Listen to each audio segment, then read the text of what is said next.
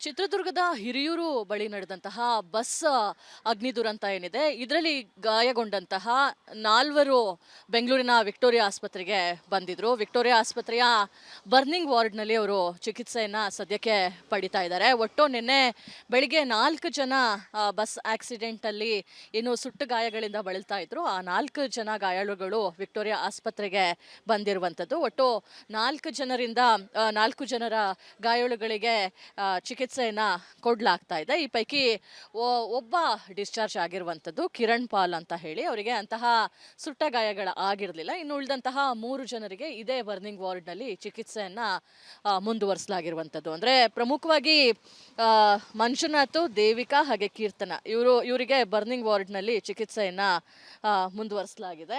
ಅಂದ್ರೆ ಗಾಯಾಳು ಮಂಜುನಾಥ್ ಅವರ ದೇಹ 35% ಅಷ್ಟು ಸುಟ್ಟು ಹೋಗಿರೋದ್ರಿಂದ ಅವರಿಗೆ ಐಸಿಯುನಲ್ಲಿ ಚಿಕಿತ್ಸೆಯನ್ನ ಕೊಡ್ಲಾಗ್ತಾ ಇದೆ. ಅವರ ಶ್ವಾಸಕೋಶ ಅಂದ್ರೆ ರೆಸ್ಪಿರೇಟರಿ ಭಾಗಕ್ಕೆ ಸುಟ್ಟು ಗಾಯಗಳ ಆಗಿರುವಂತಹ ಹಿನ್ನೆಲೆಯಲ್ಲಿ ಅವರಿಗೆ ಐಸಿಯುನಲ್ಲಿ ಚಿಕಿತ್ಸೆಯನ್ನ ಮುಂದುವರಿಸಲಾಗಿರುವಂತದ್ದು.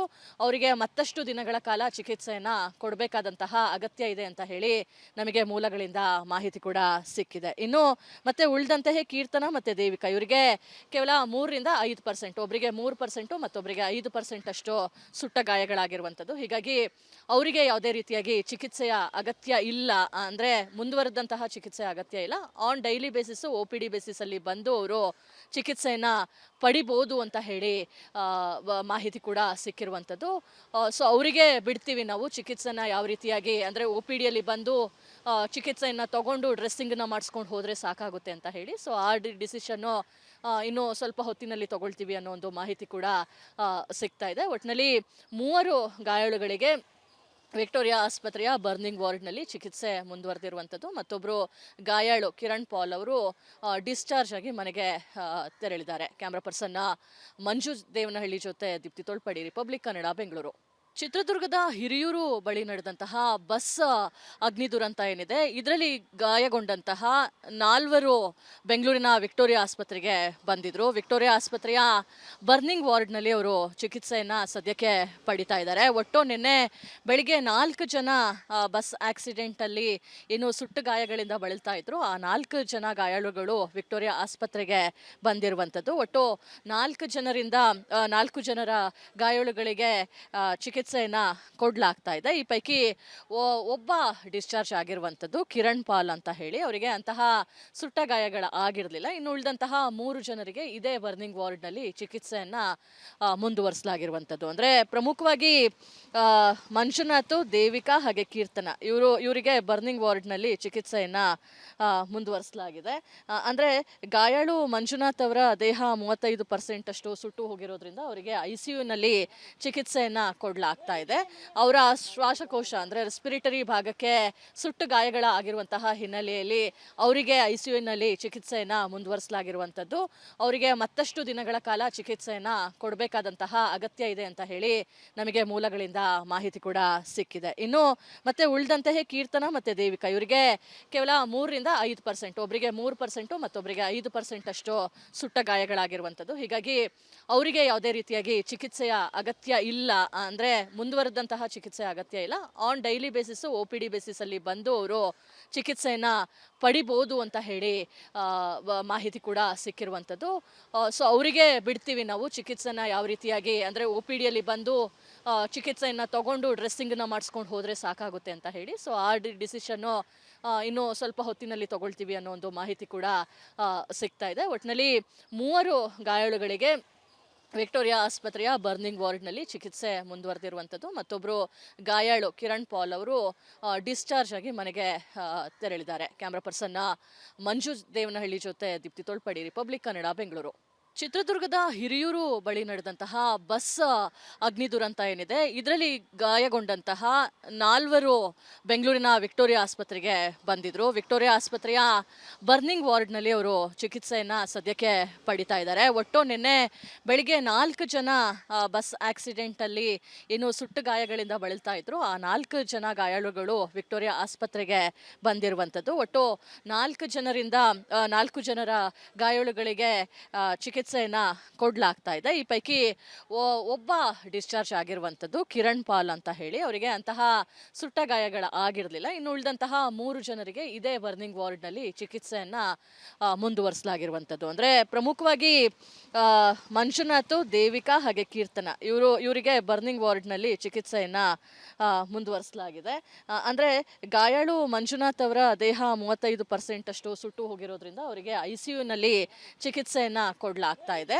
ಅವರ ಶ್ವಾಸಕೋಶ ಅಂದರೆ ರೆಸ್ಪಿರೇಟರಿ ಭಾಗಕ್ಕೆ ಸುಟ್ಟು ಗಾಯಗಳ ಆಗಿರುವಂತಹ ಹಿನ್ನೆಲೆಯಲ್ಲಿ ಅವರಿಗೆ ಐಸಿಯುನಲ್ಲಿ ಚಿಕಿತ್ಸೆಯನ್ನ ಮುಂದುವರಿಸಲಾಗಿರುವಂಥದ್ದು.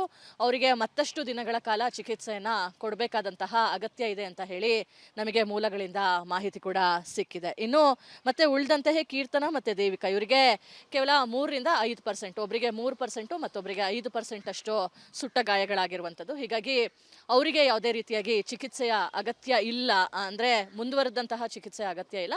ಆನ್ ಡೈಲಿ ಬೇಸಿಸ್ OPD ಬೇಸಿಸಲ್ಲಿ ಬಂದು ಅವರು ಚಿಕಿತ್ಸೆಯನ್ನ ಪಡಿಬೋದು ಅಂತ ಹೇಳಿ ಮಾಹಿತಿ ಕೂಡ ಸಿಕ್ಕಿರುವಂಥದ್ದು. ಸೊ ಅವರಿಗೆ ಬಿಡ್ತೀವಿ ನಾವು ಚಿಕಿತ್ಸೆನ ಯಾವ ರೀತಿಯಾಗಿ, ಅಂದರೆ OPDಯಲ್ಲಿ ಬಂದು ಚಿಕಿತ್ಸೆಯನ್ನು ತಗೊಂಡು ಡ್ರೆಸ್ಸಿಂಗನ್ನು ಮಾಡಿಸ್ಕೊಂಡು ಹೋದರೆ ಸಾಕಾಗುತ್ತೆ ಅಂತ ಹೇಳಿ. ಸೊ ಆ ಡಿಸಿಷನ್ನು ಇನ್ನು ಸ್ವಲ್ಪ ಹೊತ್ತಿನಲ್ಲಿ ತಗೊಳ್ತೀವಿ ಅನ್ನೋ ಒಂದು ಮಾಹಿತಿ ಕೂಡ ಸಿಗ್ತಾ ಇದೆ. ಒಟ್ಟಿನಲ್ಲಿ 3 ಗಾಯಾಳುಗಳಿಗೆ ವಿಕ್ಟೋರಿಯಾ ಆಸ್ಪತ್ರೆಯ ಬರ್ನಿಂಗ್ ವಾರ್ಡ್ನಲ್ಲಿ ಚಿಕಿತ್ಸೆ ಮುಂದುವರೆದಿರುವಂಥದ್ದು. ಮತ್ತೊಬ್ಬರು ಗಾಯಾಳು ಕಿರಣ್ ಪಾಲ್ ಅವರು ಡಿಸ್ಚಾರ್ಜ್ ಆಗಿ ಮನೆಗೆ ತೆರಳಿದ್ದಾರೆ. ಕ್ಯಾಮ್ರಾ ಪರ್ಸನ್ ಮಂಜು ದೇವನಹಳ್ಳಿ ಜೊತೆ ದೀಪ್ತಿ ತೋಳ್ಪಡಿ, ರಿಪಬ್ಲಿಕ್ ಕನ್ನಡ, ಬೆಂಗಳೂರು.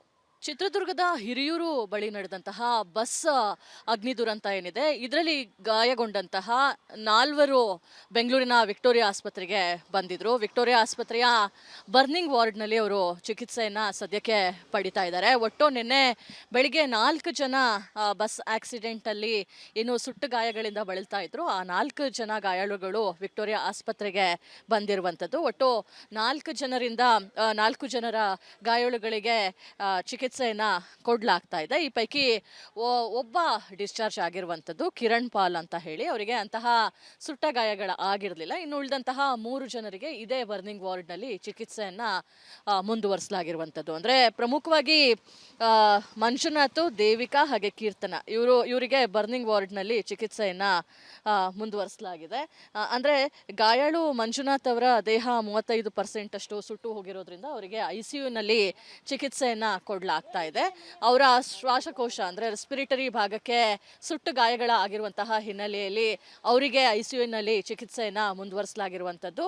ಅವರಿಗೆ ಮತ್ತಷ್ಟು ದಿನಗಳ ಕಾಲ ಚಿಕಿತ್ಸೆಯನ್ನ ಕೊಡಬೇಕಾದಂತಹ ಅಗತ್ಯ ಇದೆ ಅಂತ ಹೇಳಿ ನಮಗೆ ಮೂಲಗಳಿಂದ ಮಾಹಿತಿ ಕೂಡ ಸಿಕ್ಕಿದೆ. ಇನ್ನು ಮತ್ತೆ ಉಳಿದಂತಹ ಕೀರ್ತನ ಮತ್ತೆ ದೇವಿಕಾ ಇವರಿಗೆ ಕೇವಲ 3-5%, ಒಬ್ಬರಿಗೆ 3% ಮತ್ತೊಬ್ಬರಿಗೆ 5% ಅಷ್ಟು ಸುಟ್ಟ ಗಾಯಗಳಾಗಿರುವಂಥದ್ದು. ಹೀಗಾಗಿ ಅವರಿಗೆ ಯಾವುದೇ ರೀತಿಯಾಗಿ ಚಿಕಿತ್ಸೆಯ ಅಗತ್ಯ ಇಲ್ಲ, ಅಂದರೆ ಮುಂದುವರೆದಂತಹ ಚಿಕಿತ್ಸೆ ಅಗತ್ಯ ಇಲ್ಲ. ಆನ್ ಡೈಲಿ ಬೇಸಿಸ್ OPD ಬೇಸಿಸಲ್ಲಿ ಬಂದು ಅವರು ಚಿಕಿತ್ಸೆಯನ್ನ ಪಡಿಬೋದು ಅಂತ ಹೇಳಿ ಮಾಹಿತಿ ಕೂಡ ಸಿಕ್ಕಿರುವಂಥದ್ದು. ಸೊ ಅವರಿಗೆ ಬಿಡ್ತೀವಿ ನಾವು ಚಿಕಿತ್ಸೆನ ಯಾವ ರೀತಿಯಾಗಿ, ಅಂದರೆ OPDಯಲ್ಲಿ ಬಂದು ಚಿಕಿತ್ಸೆಯನ್ನು ತಗೊಂಡು ಡ್ರೆಸ್ಸಿಂಗನ್ನು ಮಾಡಿಸ್ಕೊಂಡು ಹೋದರೆ ಸಾಕಾಗುತ್ತೆ ಅಂತ ಹೇಳಿ. ಸೊ ಆ ಡಿಸಿಷನ್ನು ಇನ್ನು ಸ್ವಲ್ಪ ಹೊತ್ತಿನಲ್ಲಿ ತಗೊಳ್ತೀವಿ ಅನ್ನೋ ಒಂದು ಮಾಹಿತಿ ಕೂಡ ಸಿಗ್ತಾ ಇದೆ. ಒಟ್ಟಿನಲ್ಲಿ 3 ಗಾಯಾಳುಗಳಿಗೆ ವಿಕ್ಟೋರಿಯಾ ಆಸ್ಪತ್ರೆಯ ಬರ್ನಿಂಗ್ ವಾರ್ಡ್ನಲ್ಲಿ ಚಿಕಿತ್ಸೆ ಮುಂದುವರೆದಿರುವಂಥದ್ದು. ಮತ್ತೊಬ್ಬರು ಗಾಯಾಳು ಕಿರಣ್ ಪಾಲ್ ಅವರು ಡಿಸ್ಚಾರ್ಜ್ ಆಗಿ ಮನೆಗೆ ತೆರಳಿದ್ದಾರೆ. ಕ್ಯಾಮ್ರಾ ಪರ್ಸನ್ ಮಂಜು ದೇವನಹಳ್ಳಿ ಜೊತೆ ದೀಪ್ತಿ ತೋಳ್ಪಡಿ, ರಿಪಬ್ಲಿಕ್ ಕನ್ನಡ, ಬೆಂಗಳೂರು.